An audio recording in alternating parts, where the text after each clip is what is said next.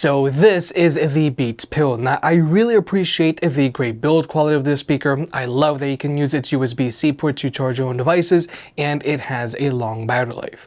However, for me it is hard to justify this speaker due to its price to performance ratio. So today we're going to see how the Beats Pill stacks up to the JBL Charge 5. It's an older speaker, but it's still a solid pickup if you're looking for a mid-size speaker to either use at home or take it on the go with you. Regarding pricing, the Beats Pill has a retail price of $150. Pretty up there if you ask me, relative to its size and performance. Whereas the Charge 5 has a retail price of $180, but it likes to go on sale for $150 on a regular basis.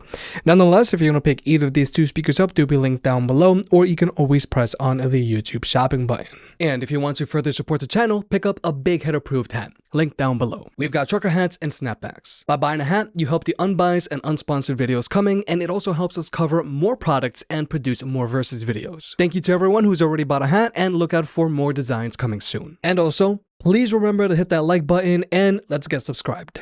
So first, there's the design of these speakers. Now, both of these speakers are small enough to place into your backpack, and they're easy enough to take on the go with you. However, the Beats Pill is a little smaller, and you're gonna have an easier time storing it in your water bottle holder. But definitely, the Beats Pill feels more premium than the Charge 5, because this speaker is denser, and the silicone body and metal faceplate feels more premium than the fabric wrap body on the Charge 5. Now, don't get me wrong, both of these speakers feel premium, but the Beats feels more premium. But something that I do have to point out about the Charge 5 is the bass. After a while, these rubber feet are going to wear out pretty bad, whereas the Beats, I don't think it's going to be as big of an issue. But nonetheless, both of these speakers are super durable, and they're both water and dust resistant. Now, when it comes to battery life, the Beats Pill has an advertised battery life of 24 hours, which is a lot. However, this advertised battery life of 24 hours is with this speaker playing at 50% volume, and this speaker is a little quiet for both its size and price. So this is a speaker that you're going to want to use at a higher volume on a regular basis. So real-world use with this speaker playing at 90% volume is going to be good for around 9 hours of playback time. Whereas with the Charge 5, this speaker has an advertised battery life of 20 hours, and that's with the speaker playing at 50% volume. And in general, this speaker gets a lot louder, and it has a lot more bass than the Beats Pill. So you're not going to have to blast this speaker like you do with the Beats Pill. So real-world use with this speaker playing at 80% volume is going to be good for around 10 hours of playback time. And 80% volume on the Charge 5 is way louder than 90% volume on the Beats. Now, both of these speakers charge via a USB-C port, as they should, so you can use your phone's charger to charge them up, which is great. However, with the Beats, you can also use its USB-C port to charge your own devices, and you can also use it as a wired connection, which I feel is super useful, especially if you plan on taking the speaker to the beach with you. Whereas with the Charge 5, if you want to charge your own devices, you have to use its USB-A port, which I personally feel isn't as useful as the USB-C port on the Beats Pill, because most phones these days just come with USB-C to USB-C charging cables. But when it comes to connectivity, both of these speakers can be connected to multiple devices at the same time, so you and a friend can both be DJ. Latency is not an issue for either of these two speakers, so you can use them to watch videos with on your phone. But when it comes to audio codecs, the Charge 5 only has support for SBC, whereas the Beats Pill has support for SBC and AAC. But with all that out of the way, let's talk about sound. Regarding speaker setup, both of these speakers have a single front-mid-firing woofer and a single front-mid-firing tweeter. Now, a woofer and tweeter setup like this is great because this is going to help your speaker have better instrument separation, and they're going to sound more open because the woofer is going to handle the mids and the tweeter is going to handle the highs, like this. I feel this vibe goes from my heart right to my fingertips. My fingertips. Oh, I need you to tell me now how much you're into me. Oh, right away. I feel this vibe goes from my heart right to my fingertips. My fingertips. Oh, I need you to tell me now how much you're into me. Oh, right away.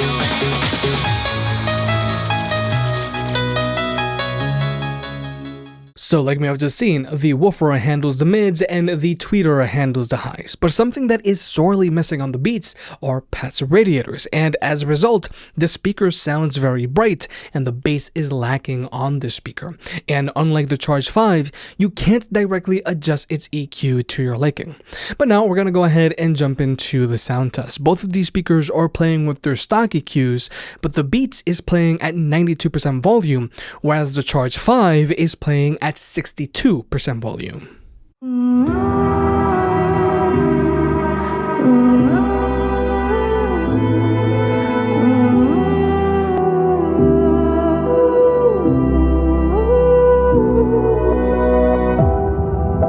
My city's gonna tell you the tale. Everyone was left in the veil. My time won't come to an end. Take a look around, it's a war zone. The damage is already done. Take a look around, it's a war zone. The damage is already done. Take a look around. And keep your guns high, it's a war zone. It's a war zone. And I'll be fighting for my life, so keep your guns high. It's a war zone. It's a war zone. And I'll be fighting.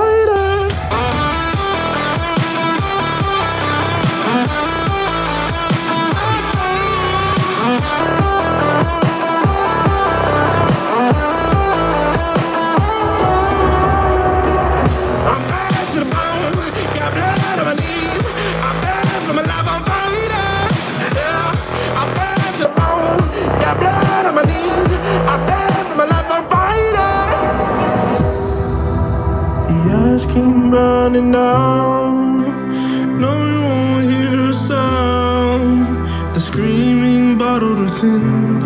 Take a look around. And keep your guns high. It's a war zone. It's a war zone. And I'll be fighting for my life, so keep your guns high. It's a war zone. It's a war zone. And I'll be fighting.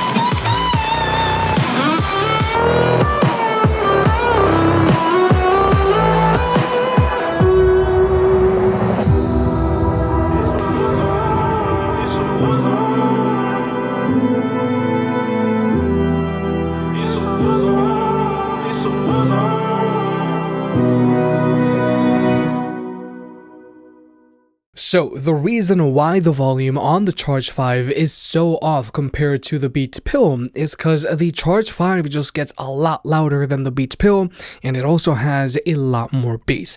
And basically, when the beat would drop, the bass on the Charge 5 would just blow out the microphones.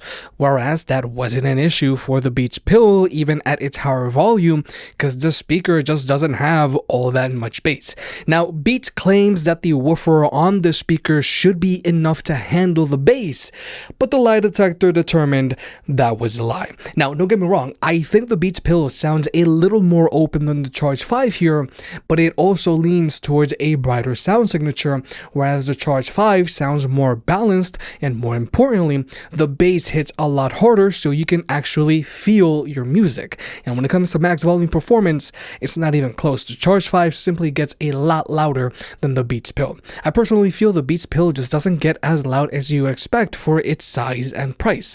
So sound quality wise, it's a no-brainer here. The Charge 5 easily wins. But finally, let's talk about pairing these speakers up with other speakers. Now, with both of these speakers, if you have two of the exact same speakers, then you can wisely pair them up and get them to play in left and right stereo mode, or you can get them to play in sync. And this type of feature is great, especially if you plan on taking your speakers to the beach with you, because this way you can cover a larger area with sound without having to blast your speakers at a higher volume and drain their battery life faster that way. But the Charge 5 5 is using JBL's Party Boost, so you can pair it up to other JBL Party Boost speakers like either a Boombox 3, a Boombox 2, an Extreme 3, a Charge 5, a Pulse 5, a Pulse 4, or to a Flip 5 or to a Flip 6, and you can pair up to 100 speakers together and you can get them to all play in sync.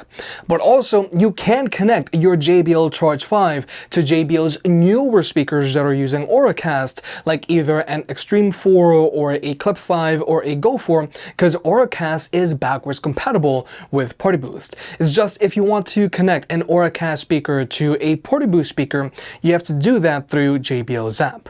So if you are planning on growing your collection of speakers, you do want to go with JBL here, because here you just have a lot more different options to choose from. But with all that being said, I really appreciate the Beats Pill's impressive build quality, and I really like that you can use its USB-C port to charge your own devices. However, for me, it is very hard to justify this speaker because of its price to performance ratio. This speaker lacks in physicality in its bass, and it doesn't get as loud as you'd expect. Personally, I feel you are much better off going with the Charge 5 simply because it sounds a lot better. It gets louder and it has a lot more bass. Plus, you can adjust its EQ to your liking. The only drawback here is that you can't use its USB-C ports to charge your own devices. If you made it this far, I guess you enjoyed the video, so hit the like button and get subscribed. If you want to pick any of the products up, they'll be linked down below. And if you want to further support the channel, check out the merch. I made some shirts and hoodies that look and feel great. And you know I can be very particular, so I'll only slap my name on something if I'm really proud of it.